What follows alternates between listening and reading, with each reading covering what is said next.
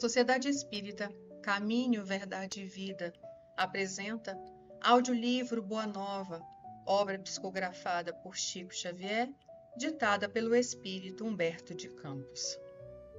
Capítulo 28, O Bom Ladrão.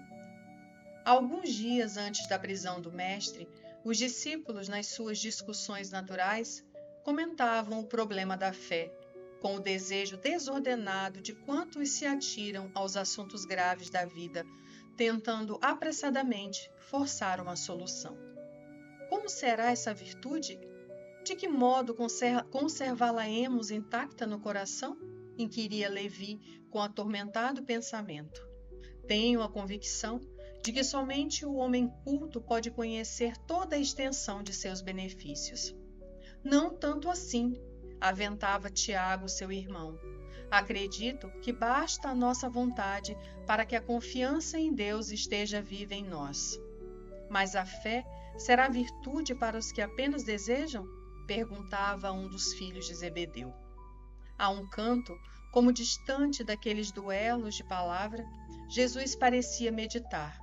Em dado instante, solicitado ao esclarecimento, respondeu com suavidade: a fé pertence sobretudo aos que trabalham e confiam. Tê-la no coração é estar sempre pronto para Deus. Não importam a saúde ou a enfermidade do corpo. Não tem significação os infortúnios ou os sucessos felizes da vida material. A alma fiel trabalha confiante nos desígnios do Pai, que pode dar os bens, retirá-los e restituí-los em tempo oportuno, e caminha sempre com serenidade e amor, por todas as sendas pelas quais a mão generosa do Senhor a queira conduzir. Mas, mestre, redarguiu Levi em respeitosa atitude, como discernir a vontade de Deus daquilo que nos acontece? Tenho observado grande número de criaturas criminosas que atribuem à providência os seus feitos delituosos e uma legião de pessoas inertes que classificam a preguiça como fatalidade divina. A vontade de Deus, além da que conhecemos através de sua lei e de seus profetas, através do conselho sábio e das inclinações naturais para o bem, é também a que se manifesta a cada instante da vida, misturando a alegria com as amarguras, concedendo a doçura ou retirando-a, para que a criatura possa colher a experiência luminosa no caminho mais espinhoso. Ter fé, portanto, é ser fiel a essa vontade em todas as circunstâncias, executando o bem que ela nos determina e seguindo-lhe o roteiro sagrado nas menores sinuosidades da estrada que nos compete percorrer. Entretanto, observou Tomé, creio que essa qualidade excepcional deve ser atributo do espírito mais cultivado, porque o homem ignorante não poderá cogitar da aquisição de semelhante patrimônio. O mestre fitou o apóstolo com amor e esclareceu: todo homem de fé será, agora ou mais tarde, o irmão dileto da sabedoria e do sentimento. Porém, essa qualidade será sempre a do filho leal ao Pai que está nos céus. O discípulo sorriu e obtemperou: todavia, quem possuirá no mundo lealdade perfeita como essa? Ninguém pode julgar em absoluto, disse o Cristo com bondade, a não ser o critério definitivo de Deus. Mas, se essa conquista da alma não é comum às criaturas de conhecimento parco ou de posição vulgar, é bem possível que a encontremos no peito exausto dos mais infelizes ou desclassificados do mundo. O apóstolo sorriu desapontado no seu ceticismo de homem prático. Dentro em pouco, a pequena comunidade se dispersava à aproximação do manto escuro da noite. Na hora sombria da cruz, disfarçado com vestes diferentes, Tomé acompanhou, passo a passo, o corajoso Messias. Estranhas reflexões surgiam-lhe no espírito. Sua razão de homem do mundo não lhe proporcionava elementos para a compreensão da verdade toda. Onde estava aquele Deus amoroso e bom? Sobre quem repousavam as suas esperanças? Seu amor possuiria apenas uma cruz para oferecer ao filho dileto? Por que motivo não se rasgavam os horizontes para que as legiões dos anjos salvassem do crime da multidão inconsciente e furiosa o Mestre amado? Que providência era aquela que se não manifestava no momento oportuno? Durante 3 anos consecutivos, haviam acreditado que Deus guardava todo o poder sobre o mundo. Não conseguia, pois, explicar como tolerava aquele espetáculo sangrento de ser o seu enviado, amorável e carinhoso, conduzido para o madeiro infamante sobre impropérios e pedradas. O prêmio do Cristo era, então, aquele monte da desolação reservado aos criminosos? Ansioso, o discípulo contemplou aquelas mãos que haviam semeado o bem e o amor, agora agarradas à cruz como 2 flores ensanguentadas. A fronte aureolada de espinhos era uma nota irônica na sua figura sublime e respeitável. Seu peito tremia, ofegante, seus ombros deveriam estar pisados e doloridos.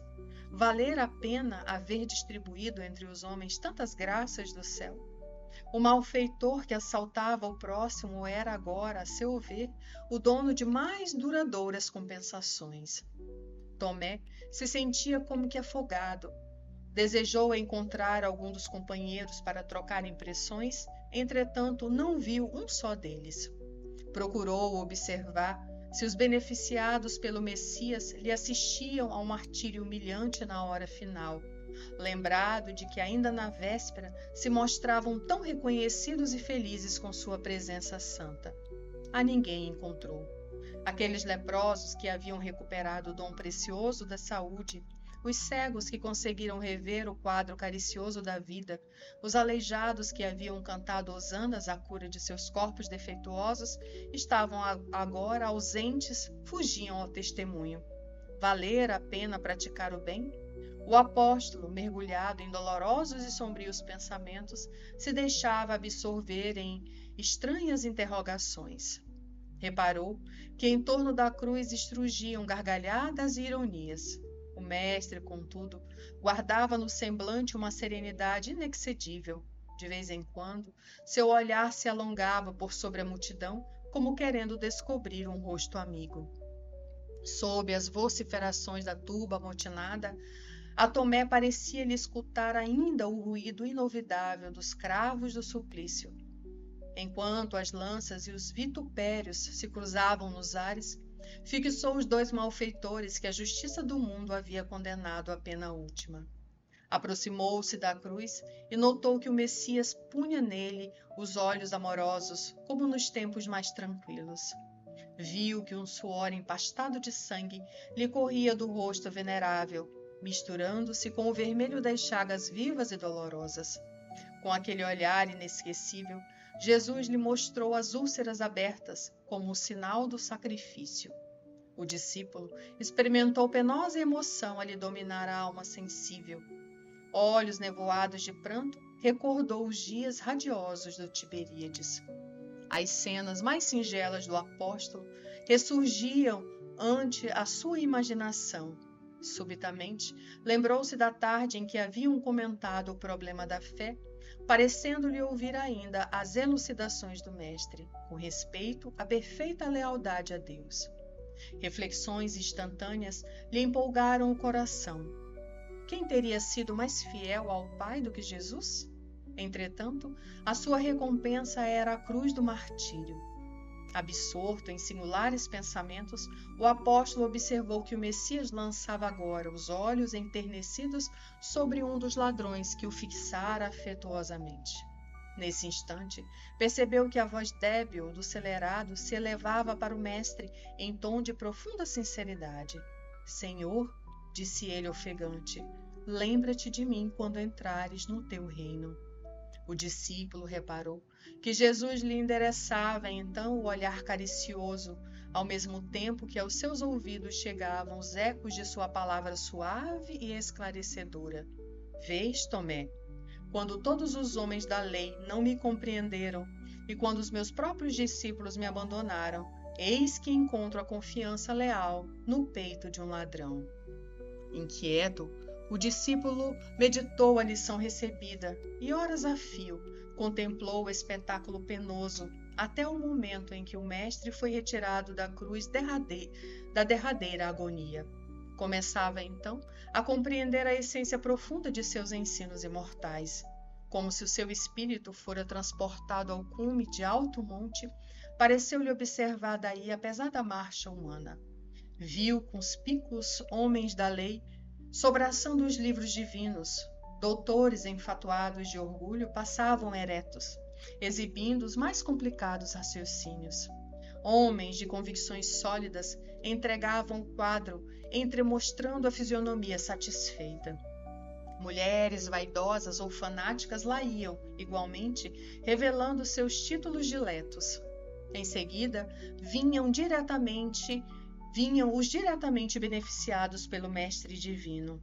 Era a legião dos que se haviam levantado da miséria física e das ruínas morais.